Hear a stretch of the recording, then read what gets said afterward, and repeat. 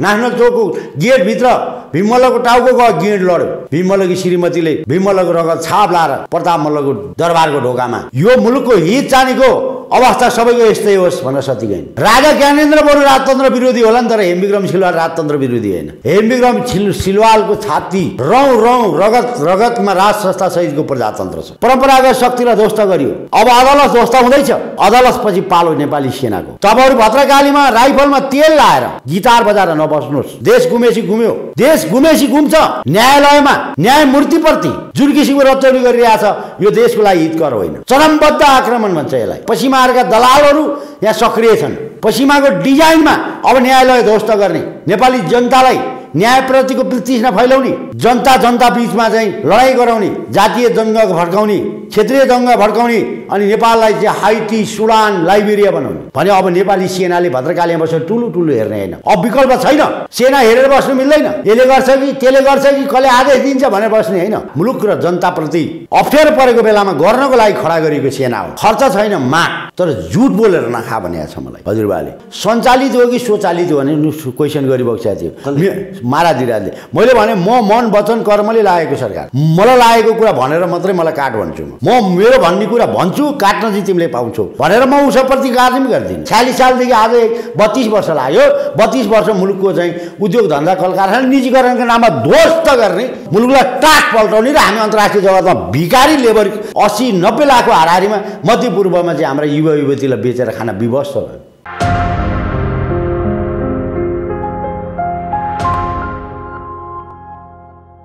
दर्शकवृन्द नमस्कार। PNBखबर.com को यो श्रृङ्खलामा हामीसँग स्वतन्त्र नागरिक अभियानका संयोजक हेमविक्रम सिलवाल चाहिँ हाम्रो साथमा हुनुहुन्छ। हेम सर, यहाँलाई हार्दिक स्वागत छ PNB खबरमा। नमस्कार, धन्यवाद। आराम हुनुहुन्छ? एकदम ठिक छु। राजतन्त्र पुनर्स्थापना र हिन्दू राष्ट्र पुनर्स्थापनाको लागि विगत लामो समयदेखि तपाईँ आन्दोलन गर्दै आउनुभएको मान्छे, अहिले आएर अलिअलि तपाईँको बोली परिवर्तन भयो भन्छन् केही व्यक्तिहरू होइन। अब अस्ति त एउटा अन्तर्वार्तामा राजाको कुरा गर्दा 2 करोड 60 लाख स्वाहा भयो मेरो भन्नुभएछ नि। केमा सक्यो 2 करोड 60 लाख? अब सिलसिला रूपमा लगभग म एउटा व्यवसाय मान्छे हो। एउटा कुरो प्रष्ट नेपाली जनताले के बुझिदिनु पर्यो, नेपाली दाजुभाइ दिदीबहिनीहरूलाई भने जब महाराज धिराजले पहिलो संविधान सभाले 15 दिनको टाइम दिएर महाराज धिराजले चाहिँ नागार्जुन सवारी हुनेमा प्रेस मिट गर्नु, उहाँले प्रेस मिट गरिसके पछाडि उहाँले के भन्नुभयो भने मेरो पक्ष र दरबार के अरे चाहिँ राज संस्थाको पक्षमा बोल्ने मान्छे कोही पनि भएनन् भनेर उहाँले प्रेस मिटमा भन्नुभयो। त्यो सुरक्षित छ। त्यो कुरा त अहिले फेरि कसै उठाउँदैन नि। त्यस पछाडि अब त्यही नउठाउनु नै कमजोरी हो त। त्यस पछाडि म एउटा व्यवसायिक मान्छे, म चाहिँ व्यक्तिगत रूपमा म भन्दाखेरि कति सान्दर्भिक होला नहोला, मलाई व्यक्तिगत रूपमा के लाग्यो भन्दा ओहो हामी त जिउँदै मरेछौँ। मेरा सन्तान त बन्दुक समाउने, दुनियाँ बाख्री बुढी छोरालाई सलाम गरेर बस्ने, यिनका लाभ त गरिएन। राजाले भनेको कुरा त सही हो भनेपछि म एउटा अटो व्यवसायी हुँ। अटो व्यवसायी म गाडीको इन्जिन बनाउँछु, म मेकानिक पनि हुँ। त्यसपछि मैले सोचेँ मेरो देशै नरहने अवस्था भयो। राजाले यस्तो खालको एउटा राजालाई जुन किसिमको अन्याय पर्दासम्म हामी केही नगरेर चाहिँ कुसुन्डाले झैँ खाएर बसेछौँ। यो व्यवसाय त मेरो भोलि देश त यिनको गतिविधि त मलाई ठिक लागेन। यिन त दिल्लीमा 12 बजी गरे, सोनिया भाउजूको बासी भात पेटीकोट लाए, बासी भात खाए आए। तर यिनका गतिविधि किन भन्दाखेरि म 46 सालमा म पनि एउटा राजनीति पार्टीको कार्यवेश हुँ। म नेवी सङ्घमा राजनीति गरेर मान्छे हुँ। नेपाली काङ्ग्रेस मैले राम्रोसँग जान्दा थिएँ, एमाले राम्रोसँग जान्दा थिएँ। यिनीहरूबाट यो देशले निकास पाउँछ भन्ने मलाई पटक्कै पनि विश्वास थिएन, पटक्कै पनि। त्यस पछाडि मैले भने यो व्यवसाय भोलि गर्न सकिन्छ भनेपछि मैले मेरो दाइलाई कम्पनी हस्तान्तरण गरेँ र चाहिँ मैले आफूले पाउने जति पैसाहरू लिएर म चाहिँ अब राज संस्था र हिन्दू अधिराज्य चाहिँ जसरी फर्काउनु पर्छ अब भनेर चाहिँ म चाहिँ लागेँ। लागिसके पछाडि तपाईँको म एकदम चाहिँ सिरियस कुरा गर्छु तपाईँसँग आज। राजाको कुरा गऱ्यो, कोठाभित्र जति पनि जम्मा हुने, होटलमा मिटिङ गऱ्यो जति पनि मान्छे जम्मा हुने, कहिले 200-300 जना हुने। अब तपाईँ भन्नुहोस् एक कप चियाको तपाईँको न्यूनतम साधारण होटल फाटफुट बाहेक चाहिँ न्यूनतम 50 रुपियाँ घटी चिया नै पाइँदैन। सुन्नुहोस्, म तपाईँलाई म भन्छु कसरी भयो खर्च भन्ने कुरा। अब अहिले पनि म पाटन ढोकामा पिपल बोर्डबाट मैले कार्यक्रम सञ्चालन गर्छु र म थकाली भान्साघर र अनि त्यसपछि त्यहाँ अरेन्ज क्याफे भन्ने विभिन्न क्याफेहरू छन्, ती क्याफेहरूमा म मान्छे भेट्छु। मेरो अहिले पनि दैनिक खर्च न्यूनतम 5,000 देखि 10,000 छ। कि कसरी हुन्छ खर्च भन्दाखेरि कोही साथी आउँछन्, चिया खाउँ भन्नै पऱ्यो, 1 कप चियाको त्यो थकाली भान्साघरमा के अरे 1 कप कफीको चाहिँ 150, दुध चियाको 50 रुपियाँ, 1 प्लेट मोमोको 150 रुपियाँ, 100-150 रुपियाँ छ। भनेपछि आजको दिनमा पनि मेरो चाहिँ न्यूनतम दिनमा 5,000-6,000 खर्च भइरहेको छ। तपाईँ अब क्रमशः जोड्नुहोस्, दैनिक मेरो काम केही छैन। मेरो ध्यान नै मेरो के भने मैले आजसम्म आज 11 वर्ष भयो मैले दसैँमा घरमा गएर दसैँ मानेको छैन। किन भन्दाखेरि हिजो हामीले दसैँ मान्दा सान मानका साथ कालरात्रि गर्थ्यौँ, फुलपाती भित्राउँथ्यौँ। 4-5 गाउँ सिन्धुपाल्चोकमै तपाईँले बुझ्नु सक्नुहुन्छ, 4-5 गाउँका मान्छे मेरा घरमा नाचगान गर्न आउँथे है। त्यसरी मनाएको मान्छे पछि त दसैँ के हो, धर्म के हो, यस्तो खालको भयो। मलाई कता कता नरमाइलो लाग्यो। होइन मैले नगरे कसले गर्छ र म एउटा चाहिँ सबल मुलुक एकीकरण गर्ने सिपाहीको छोर नाति पलाती। म आज मेरो सन्तानको म 10औं पुस्ता, बुझ्नु भएन। आज मैले चाहिँ महाराजको त्यो अभिव्यक्ति मलाई साह्रै नमिठोसँग गढ्यो। हेर्नुहोस्, साह्रै भित्रै गढ्यो। ओहो, यत्रो तिग्रा छ, हात पाखुरा छ, 2-4 अक्षर पढेको छु, देश बुझेको छु, विदेश बुझेको छु, देशमा प्रगति के को लागि गर्ने हो, प्रगति कसरी गर्न सकिन्छ भन्ने विषयमा मलाई कता कता चाहिँ मलाई हप्तौं दिन मलाई निन्द्रा लागेन। नलागिसकेपछि म चाहिँ नागरिक समाज भनेर चाहिँ त्यस पछाडि म लागेँ 65 सालबाट हैन। त्योभन्दा अगाडि म कुनै पार्टीमा थिएँ हैन। मैले लामो चाहिँ राष्ट्रिय प्रजातन्त्र पार्टीमा राजेश्वर देवकोटा र लोकेन्द्रबहादुर चन्दसँग मिलेर मैले राष्ट्रिय प्रजातन्त्र पार्टीमा 53 सालमा 51 मा गिर्जाओले मध्यावधि गरिसकेपछि मलाई काङ्ग्रेसप्रति वितृष्णा जाग्यो। त्यसपछि म 53 बाट राजेश्वर देवकोटा मार्फत राष्ट्रिय प्रजातन्त्र पार्टीमा आएँ। त्यस पछाडि 2064 सालको पहिलो संविधान सभाको निर्वाचन भयो। त्यस पछाडि कमल थापासँग मेरो सैद्धान्तिक मतभेद भयो। मेरो सिद्धान्त के थियो भने ब्यालेटबाट राष्ट्रसत्ता ल्याउन सकिन्न, हामी जनआन्दोलन गर्नुपर्छ दाइ भनेर मैले पटक भने। अनि उहाँहरू ब्यालेटमा जानुभयो। त्यसपछि मेरो चाहिँ त्यहाँ मेरो कुरा त्यहाँ बिगेन। नबिगिसकेपछि म त्यहाँबाट 65 मा म निक्लिसकेपछि म स्वतन्त्र नागरिक समाज भनेर अभियान सुरु गरेँ। त्यस पछाडि 65 कै हाराहारीमा म नर्विक हस्पिटल गएको थिएँ। कृष्ण प्रसाद भट्टराई उहाँ चाहिँ मृत्युसँग पौँठी जोडी खेल्दै हुनुहुन्थ्यो। त्यस पछाडि मैले किसिमजीलाई भेटेँ। अनि उहाँले मलाई राम्रोसँग जान्नुहुन्थ्यो। मैले कृष्ण प्रसाद भट्टराईलाई आदर गर्थेँ, तर उहाँले चाहिँ मलाई राम्रो कुरा गर्नुहुन्थ्यो। अरूलाई चाहिँ के अन्टे सन्टे भन्नुहुन्थ्यो अरे, तर मलाई चाहिँ सिलोल बाबु भन्नुहुन्थ्यो। उहाँले सिलोल बाबु तपाईँ इतिहास भएको मान्छे हो, तपाईँको सन्तानमा अरू राजनीतिमा आएन, तपाईँ आउनुभएछ, तपाईँ एउटा चाहिँ राष्ट्रवादी मान्छे हो, तपाईँलाई म एउटा कुरा भन्छु, त्यो कुरा भन्नुहोस् है भन्नुभयो। के भन्नु भने हाम्रा साथीहरूले नेपाली काङ्ग्रेसका पदाधिकारीहरू गिरिजाबाबु लगायत सबैले यो 2047 सालको संविधान भन्दा उत्कृष्ट संविधान दुनियाँमा नेपालमा अब बन्नै सक्दैन। तर यो संविधानलाई लत्याएर साथीहरू संविधान सभा मार्फत चाहिँ यो संविधानलाई विस्थापन गर्नको लागि अन्तरिम संविधान खडा गरेर अघि बढ्नु भएको छ। यसले पछि गएर नेपाली काङ्ग्रेस पनि नराम्रोसँग चुक्छ, एमालेका साथीहरू पनि चुक्छन्। त्यो भए कारण तपाईँले चाहिँ संविधान सभा त भयो, तर तपाईँले चाहिँ यही 47 को संविधानलाई परिमार्जन गरेर लागू गर्नुहोस्, अर्को संविधान नलेखौँ भनेर चाहिँ तपाईँले यो गर्नु पर्यो। तपाईँलाई साथ दिने धेरै चाहिँ बिपीवादी र मेरा चाहिँ अनुयायीहरू छन् भनेर भन्नुभयो। मैले चाहिँ हुन्छ बा भनेर नमस्कार गरेँ। त्यसपछि म कुरा गर्दा सिलसिला चलिरहेको थियो। नेपाली काङ्ग्रेसका पूर्व कोषाध्यक्ष चाहिँ खनबरुदे रामबाबु परसाई आइपुगे नर्वी हस्पिटलमा।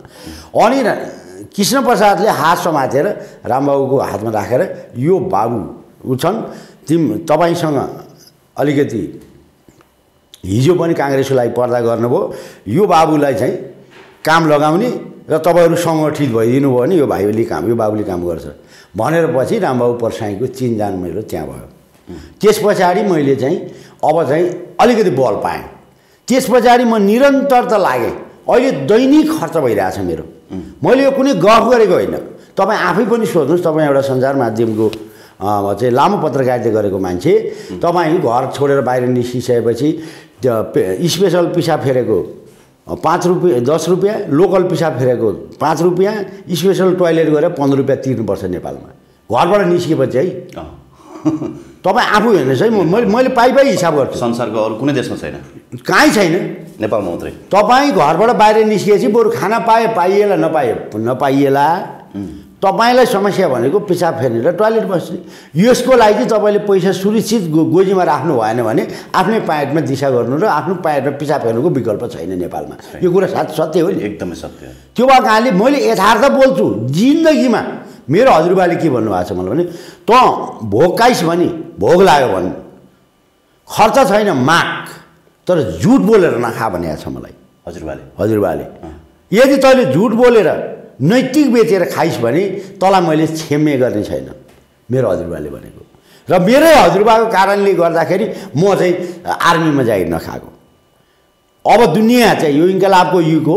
इन्कलाब र ठुलो स्वर चाहिँ अपराधीहरूले गर्छन्, ती नेता बनेर आउँछन्, त्यसलाई सलाम गर्न त निच्च दाँत देखाउन त आर्मी नबन भनेपछि मैले आर्मी जागिर खाएँ, केही त गर्नु पर्यो। भनेपछि मलाई के लाग्यो भने मेरो देशमा त गाडी अर्काको देशबाट बनाउने, मलाई चाहिँ गाडीको मेकानिक बन्ने ठुलो इच्छा थियो होइन। गाडी चढ्ने मात्रै होइन, यो गाडी बनाउन सक्छु कि भन्ने हिसाबमा म लागेँ। मेरो यथार्थ यो हो। त्यस पछाडि अब तपाईँले जुन खर्चको कुरा गर्नुभयो, तपाईँ भन्नुहोस् आज 11 वर्ष बित्यो, मेरो दैनिक खर्चको कुरा मैले गरिरहेँ। दिनको 5,000 देखि न्यूनतम 5,000 तपाईँहरूले नि होटलहरूमा बुझ्नु सक्नुहुन्छ, किनभने तपाईँ पनि म जहाँ जुन होटलहरूमा म साथीभाइहरू भेट्छु, तपाईँहरूले पनि 1-2 कप चिया खानु भएको छ। मैले भन्न खोजेँ खाजा चिया हुन त तपाईँ एकजनाले खाँदा कति पऱ्यो मलाई? 1 कप चियाको के अरे 1 कप कफीको 150 रुपियाँ, 1 प्लेट मोमोको 150 रुपियाँ, 300 रुपियाँ।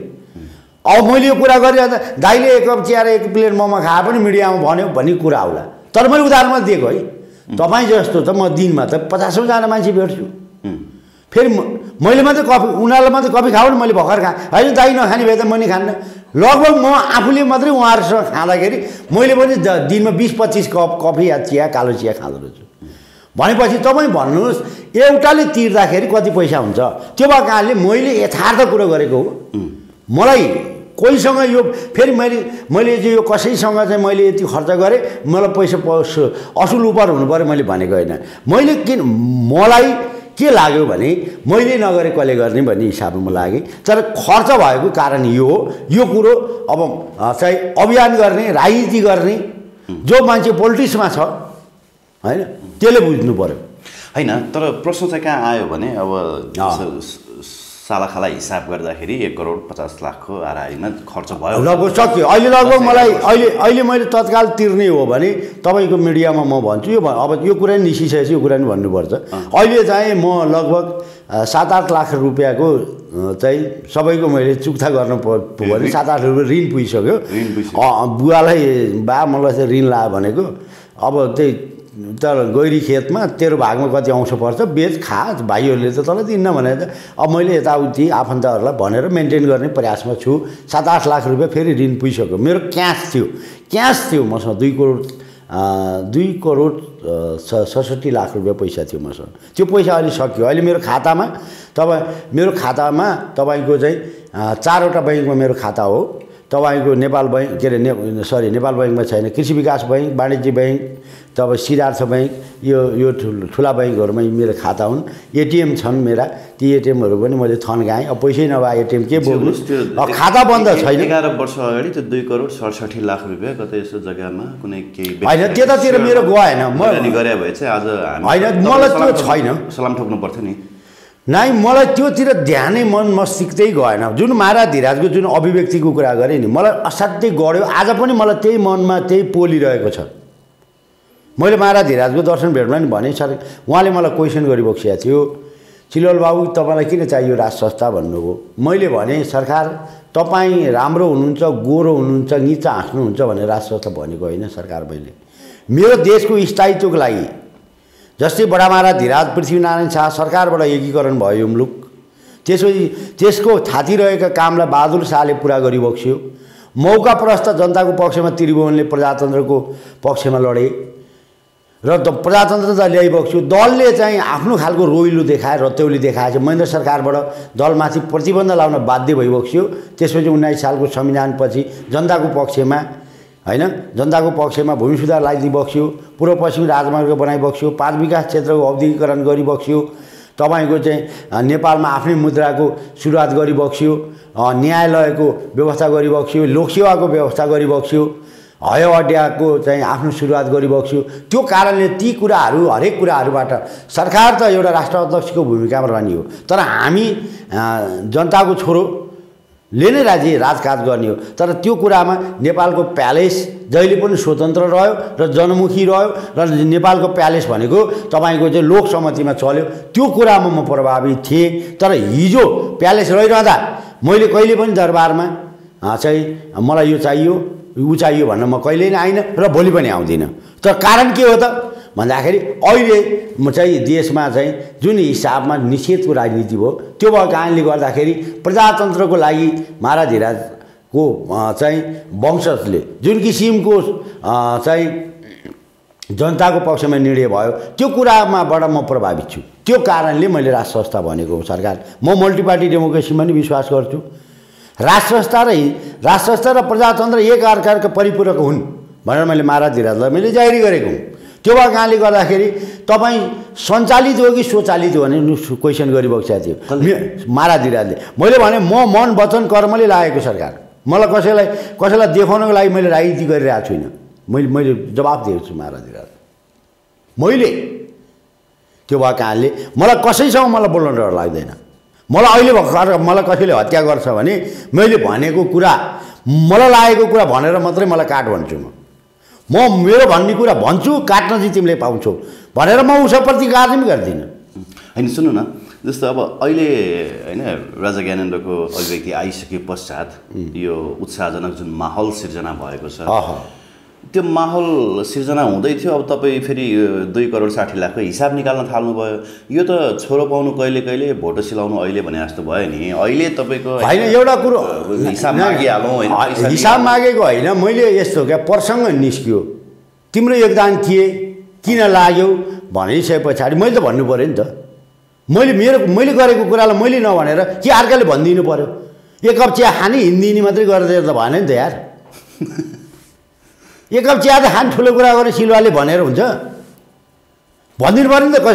मैले जसलाई खाजा खुवाएको छु, कतिपय मान्छे कार्यकर्ताहरू आउँछन् जिल्ला फर्किनु पर्यो, कोही लजमा बसिया हुन्छन्, पैसा हुँदैन, मैले तिर्दिएको छु। त्यो कुरो चिचिलले भन्नु पऱ्यो मिडियामा आएर।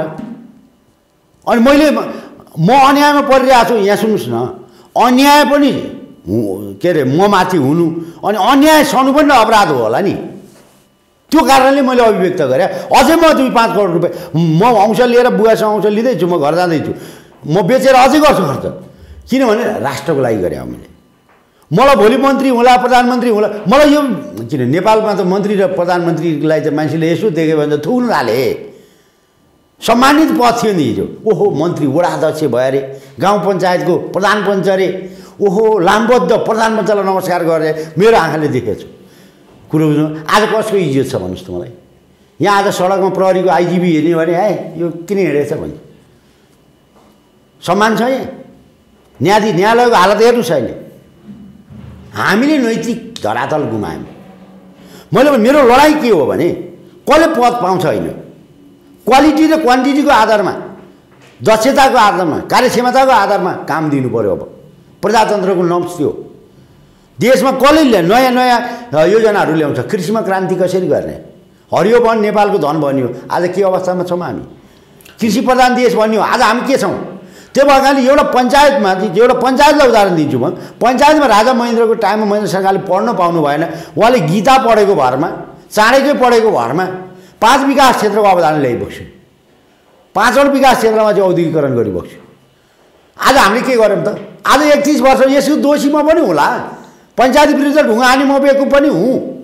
तर मेरो हात काट्नुपर्ने अवस्था भयो नि त। आज मैले किन ढुङ्गा हानेको छु? मेरो राम्रो सुनको थाल, त्यो थाल भत्काउन, घर भत्काउन मैले पनि त लगानी गरेको छु नि त प्रजातन्त्रको नाममा। आज हामीले 46 सालदेखि आज 32 वर्ष लाग्यो।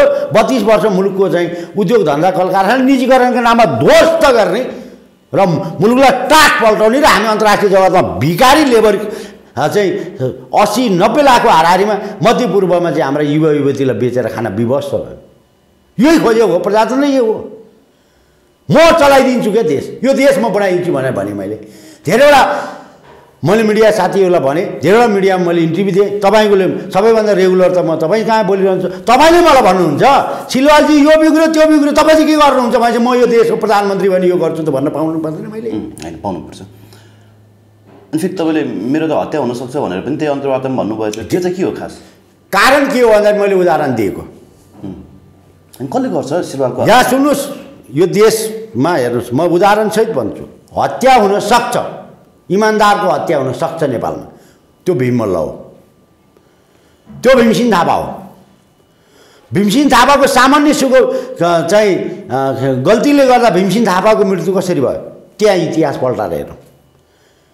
जयप्रकाश मल्लले तिब्बतसँग सम्बन्ध बिग्रियो, सारा सेनापति पठाउनु भयो, भएन। भीममल्लले भने दाजु म एकचोटि प्रयास गर्छु। प्रधान सेनापति बनाएका भीममल्ललाई तिब्बतसँग सम्बन्ध सुधार गर्न पठाए, सम्बन्ध सुधार गरे। तपाईँले उन र सुन नुन दिने हो, हामी पिठो चामल तपाईँलाई दिने हो। तपाईँले उन सुन रोक्नुहुन्छ भने हामी पनि तपाईँलाई खाद्यान्न रोक्यौँ भने तपाईँको देशको जनताले तपाईँलाई के गर्छ भनेर भीममल्लले भनेपछि तिब्बतको राजाले ओहो हामीले गल्ती गऱ्यौँ भनेपछि पार्वन सन्धि गरेर आए भीममल्ल। केरुङमा आइपुगे, अब मेरो भाइलाई बिग्रेको सम्बन्ध सुधार गर्यो भीममल्लले भनेर स्वागत गर्न चाहिँ उहाँले मन्त्री परिषद बैठक गराउनु। त्यसपछि एकजना कचडी फुराफाती मन्त्रीले भन्यो, कालो मुख लाएर बस्यो, हजुर तिब्बतसँग सम्बन्ध सुधार गर्ने भीममल्ल तपाईँ भोलिदेखि त भुपू राजा हुन्छ, सम्बन्ध सुध्रिहाल्यो, के गर्दा के हुन्छ, राजकाजमा चल्छ। भाइलाई नेसनल चौकमा च्याट फुतली पारिदेऊ, काटिदेऊ। भीममल्ल तामझामका साथ केरुङ नाका हुँदै आए, सुन उन लिएर दाजुबाट चाहिँ मैले स्याबासी पाउँछु भनेर।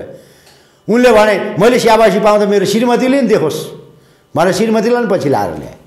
नेसनल चौकमा आए, जियाममा भीममल्लको हत्या भयो। नेसनल चौकको गेटभित्र भीममल्लको टाउको गयो, गेट लड्यो। भीममल्लकी श्रीमतीले भीममल्लको रगत छाप लाएर प्रताप मल्लको दरबारको ढोकामा यो मुलुकको हित चानीको हत्या यसरी यो सब के अरे यो मुलुकको हित चानीको अवस्था सबैको यस्तै होस् भनेर सती गइन्। मैले भने म मन वचन कर्मले मलाई कमाउनु छैन, लुट्नु छैन के, म यथार्थवादमा इन्कलाब आउनुहोस्, मैले स्वतन्त्र नागरिक समाजको ब्यानरमा सडक आन्दोलन गरौँ, म अगाडि बस्छु, म फेस गर्छु, तपाईँहरूलाई जेल हाल्ला म निकाल्छु, तपाईँहरूमाथि राज्यले दमन गर्ला म प्रतिकार गर्छु, आउनुहोस् भने। तर मलाई देखाउनलाई तथाकथित दरबारका नाता लगाएर, कर्मचारीका नाता लगाएर अब चाहिँ यहाँ गणतन्त्रवादी कमजोर भयो भनेर अब चाहिँ यही मौका हो, अब गणतन्त्रवादीले लुटे, बाँकी रह्यो धोबी खोला र विष्णुमती लुट्नलाई भनेर, जसलाई पोलिटिकल नर्म थाहा छैन, मिडियामा बोल्ने ढङ्ग छैन, त्यस्ता मान्छेहरू आज अभियन्ता बनेर हेमविक्रम सिलवाल के पनि होइन भनेर माइनस गर्दै गएका छन्। अब मैले यो कुरामा बोल्दै गएँ, अब यिनीबाट मलाई धम्की आउन थाल्यो, यिनले मेरो हत्या गर्छ। धम्की आउन थाल्यो, धम्की गर्न थाल्यो नि त यिनीहरूले अहिले। त्यो भइसकेपछि ग्रुपमा के मतलब फोन गरेर भन्नु न। तर मैले के भने मैले मेरो परिवारलाई नि के भने म राष्ट्रको लागि लडिरहेको छु। कुनै पनि दिन यो अपराधीले चलाउने देश हो, हामी जस्तो इमान्दारीको हत्या हुनसक्छ, यसमा तिमीले पिर नगर भनिदिए हो। मैले हत्या हुनसक्छ, किन भन्दाखेरि म सही कुरालाई सही भन्छु, गलत त गलत भन्छु। यहाँ त भन्ने एउटा गर्ने अर्को यो देशमा।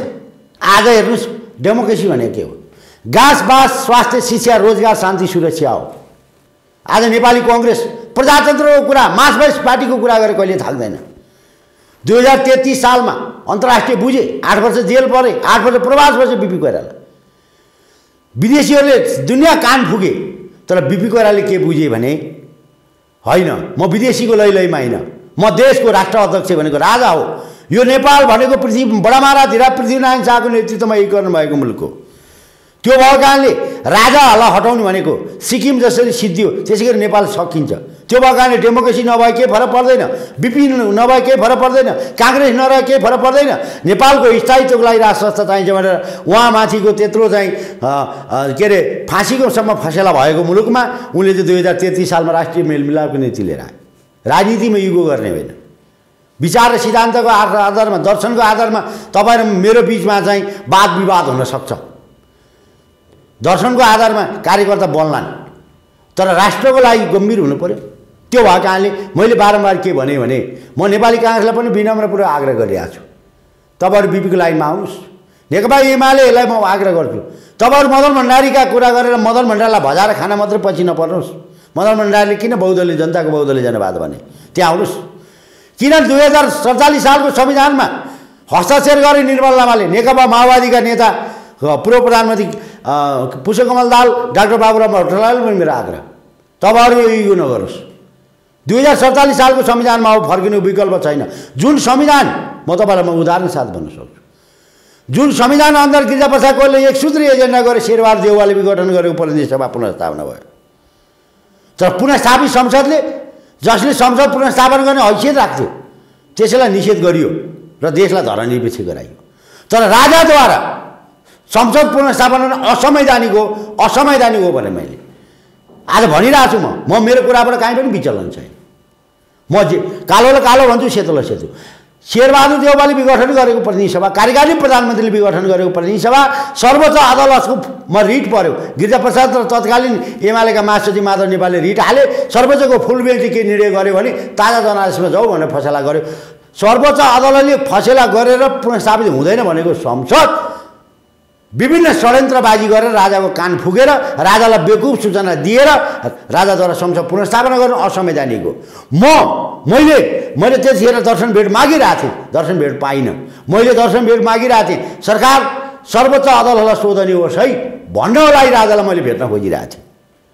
आज पनि नेपालमा यति घटनाहरू घटिरहेछन्। मैले तपाईँको टेलिभिजनमा भने 5 मिनट दर्शन भेट पाउनु पऱ्यो भने आज मितिसँग छैन। सीताराम गोले म राजा हुँदैन सुन्नु त तपाईँको त कुरै सुन्न चाहँदैन। तपाईँ त राजावादी नै होइन, तपाईँ अन्टसन्टो बोल्नुहुन्छ भन्ने पो आरोप लाग्यो त तपाईँलाई। कोले भन्यो? राजाले भने मलाई होइन, राजाका इर्द गिर्दका मान्छेहरूले।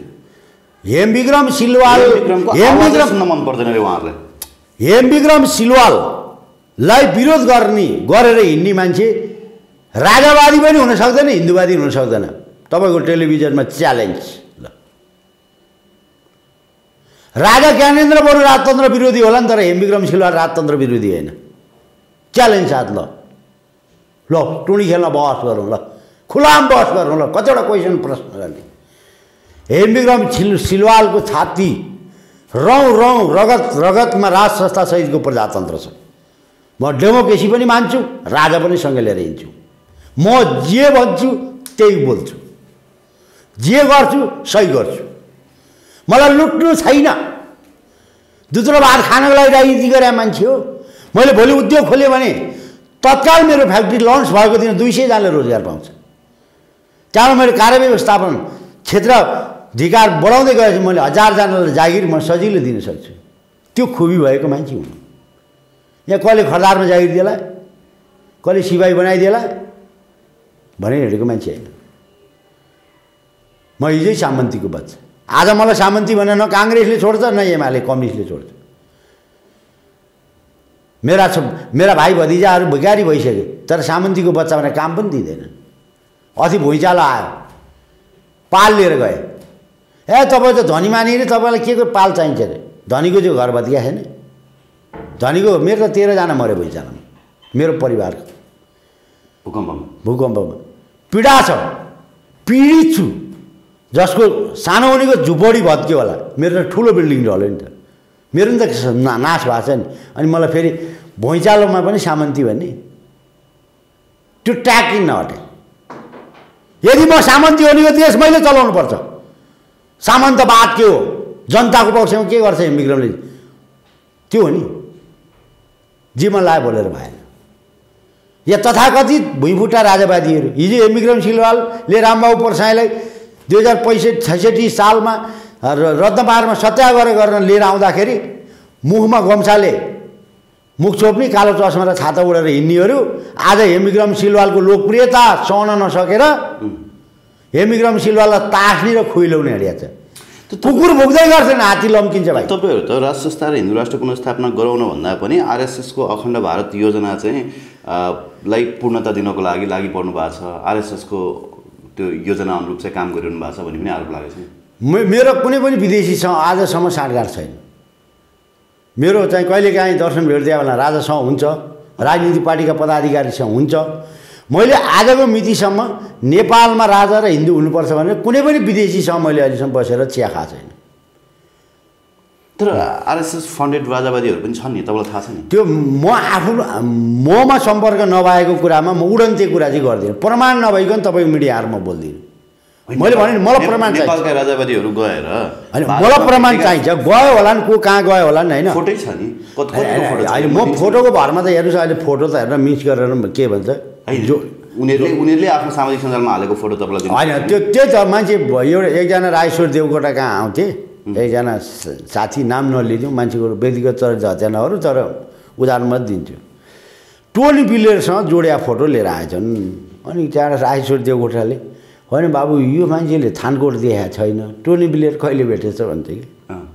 बुझ्नुभयो कुरा? यति मान्छे टोनी बिलेरसँग यस्तो राजेश्वरको भक्त थियो, फोटो लिएर आएको छ। हजुर मैले त 3-4 दिन हरायो, म त बेलायत गराएँ भनेर लगाइदियो। राजेश्वर र म त्यो भटेर भयो। अब राजेश्वर त अब कसैलाई गाली नगर्ने। बाबु टोनी बिलेर बेलायत पुगेर आयो गर्नुभयो क्या। त्यस्तो यस्तो राजेश्वर देवकोटालाई त्यसरी झुटो बोलेर ठग्ने मान्छे आउँथे भने यो राजालाई त कतिजनाले बेकु बनाएन यो प्यालेसलाई त। किनभने 2007 सालदेखि मैले मारा धिरालाई जारी गरेँ, तपाईँहरूको फ्यामिली, मैले भने यो नेपालको प्यालेस 7 सालदेखि भतुवा पालेर बिग्रिएछ। कुरो बुझ्नु न? किन आलोचना सुन्न सक्नुपर्छ। राजा महेन्द्रमा आलोचना सुन्न सक्ने तृष्ण बुद्धि थियो, त्रिभुवनसँग थियो। वीरेन्द्र सरकार धेरै सोझो भए, यी महाराजले त मौकै पाएनन्। बरा विचारो भन्छु के कुरो बुझ्नुभयो? उहाँले त के पनि भन्नुभएको थियो र म शिरबेद लाउँदिनँ भनेको थियो। अब ज्ञान महाराजले शिरबेद लाउँदिनँ भन्दा अब त्यहाँ कोलाहल मचिसकेपछि गिरिजाप्रसादले होइन सरकार यो गर्नुहुन्न भनेपछि केशवजङ रायमाझीलाई भन्नुभएछ म शिरबेद लाउँदिनँ। मान्नै मान्नु भएन राजा ज्ञानेन्द्रले। यो कुरा कोही भन्छ यहाँ, काजीको छोरोले भन्छ, यथार्थ यो। राजा ज्ञानले म शिरबेद लाउँदिनँ। लासै उता भतिजो मर्या छ, उता ऊ मर्या छ, त्यत्रो घटना छ। त्यसो गिरिजाप्रसाद कोइराला सबैले मानेर महमुद गरेर माधव नेपाल यो कुरो भन्न तयार छन्। राजा ज्ञानेन्द्रले शिरबेद लाउन मानेका थिएनन् भनेर माधव नेपाल भन्न सक्छन्? लुकाउँछन् कुरा। गिरिजा त मरेर गए, पशुनारायण चौधरी के अरे ऊ केशवजङ रायमाझी त मरेर गए। राजा ज्ञानेन्द्रले शिरबेद लाउन मानेका थिएनन् भनेपछि राष्ट्रको खातिर ठिकै छ, सरकार यो व्यवस्थापन हुँदै जान्छ, यसको छानबिन होला, सरकारले राजगद्दी सम्हालिदिनु पर्यो भनेर सम्हालेको राजालाई पछि यिनै दलहरूले नाना भाँतीको आरोप लगाएर नारायणीबाट नागार्जुन रुँदै पठाए। यो देशलाई क्षति भयो क्या। त्यो भएको कारणले उहाँले पनि भन्नुभएको छ दरबार हत्याकाण्डको छानबिन गरौँ, चित्त बुद्ध प्रतिवेदन निकाल्नु त भनिरहनु भएको छ। अनि आरोप लगाउने मान्छेलाई पाइन्छ। यी कुराहरू मिथ्या कुरा गरेर, फेक कुरा गरेर, उडन्ते कुरा गरेर, आफूमा आफैले खुइलिएर, आफूले आफूलाई बेइज्जत गरेर कति दिन हिँड्छन् नेपालका राजनीतिक पार्टीका पदाधिकारी र हाम्रो समाज। अब समाज सुध्रिने कि नसुध्रिने? आज हेर्नुहोस् सर्वोच्च अदालतमा के खालको रोइलो छ हेर्नुहोस्। मैले बारम्बार भने यो देशको धर्म मान्यो, परम्परागत शक्तिलाई ध्वस्त गरियो। अब अदालत ध्वस्त हुँदैछ। अब अदालतपछि पालो नेपाली सेनाको। मैले बारम्बार नेपाली सेनालाई आग्रह गरिरहेको छु, तपाईँहरू भद्रकालीमा राइफलमा तेल लाएर गिटार बजाएर नबस्नुहोस्। देश गुमेसी घुम्यो, देश गुमेसी घुम्छ। राजनीति भनेको कुरो, व्यवस्था भनेको कुरो देश रह्यो भने जस्तो पनि ल्याउन सकिन्छ।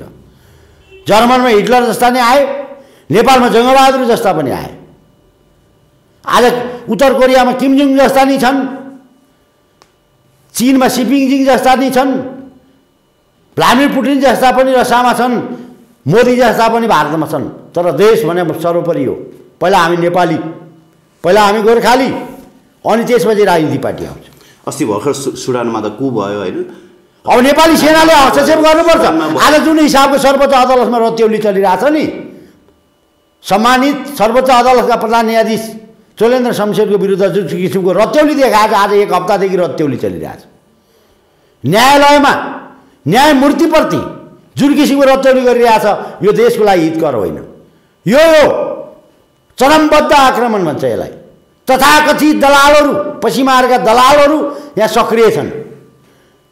पश्चिमाको डिजाइनमा अब न्यायालय ध्वस्त गर्ने, नेपाली जनतालाई न्यायप्रतिको वितृष्णा फैलाउने, त्यस पछाडि फैसलाप्रतिको विश्वास गुमाउने, त्यस पछाडि जनता बीचमा चाहिँ लडाइँ गराउने, जातीय दङ्गा भड्काउने, क्षेत्रीय दङ्गा भड्काउने, अनि नेपाललाई चाहिँ हाइटी, सुडान, लाइबेरिया बनाउने, यो रणनीति हो। त्यस पछाडि पश्चिमाहरूले आफ्नो जडो गाड्ने, संयुक्त राष्ट्रसङ्घको सेना झार्ने। अनि हेर्नुहोस्, तपाईँलाई म भन्छु यो कुरामा मित्र राष्ट्र, म भारतलाई पनि भन्न चाहन्छु, मित्र राष्ट्र भारतले पनि यो विषयमा गम्भीर हुनु जरुरी छ। हाम्रो देशमा लागेको आगो भोलि तिम्रो देशमा पनि लाग्छन्। मित्र राष्ट्र चीनलाई पनि म आग्रह गर्छु, हाम्रो देशमा लागेको आगोले तिमी पनि ध्वस्त हुन सक्छौ। छिमेकीलाई पर्दा गर्नुपर्छ। नेपालको स्थायित्व भनेको राजा सहितको प्रजातन्त्रको विकल्प छैन। नेपाल राजा बडामारा धीरा पृथ्वीनारायण शाहकै नेतृत्वमा एकीकरण भएको मुलुक हुँदा राष्ट्रसत्ता सहितको प्रजातन्त्रको नेपालमा विकल्प छैन, किन राजनीति पार्टीका पदाधिकारी भोका नाङ्गा छन्। यी बाख्रालाई चाहिँ हरियो घाँस हाले जता पनि जान्छन्। त्यो कारणले म के आग्रह गरिरहेको छु भने अब राष्ट्रिय सहमति हुन्छ कि हुँदैन, निषेध अन्त्य हुन्छ कि हुँदैन। यदि निषेध हुँदैन, निषेधको राजनीति अन्त्य हुँदैन भने अब नेपाली सेनाले भद्रकालीमा बसेर ठुलो हेर्ने होइन। सैनिक टेकओभर मार्फत नागरिक सरकार गठन गर्ने, नागरिक सरकारले 2047 सालको संविधान पुनर्स्थापना गर्छ अनि पार्लियामेन्ट्री निर्वाचन गर्छ। अब विकल्प छैन। सेना हेरेर बस्नु मिल्दैन।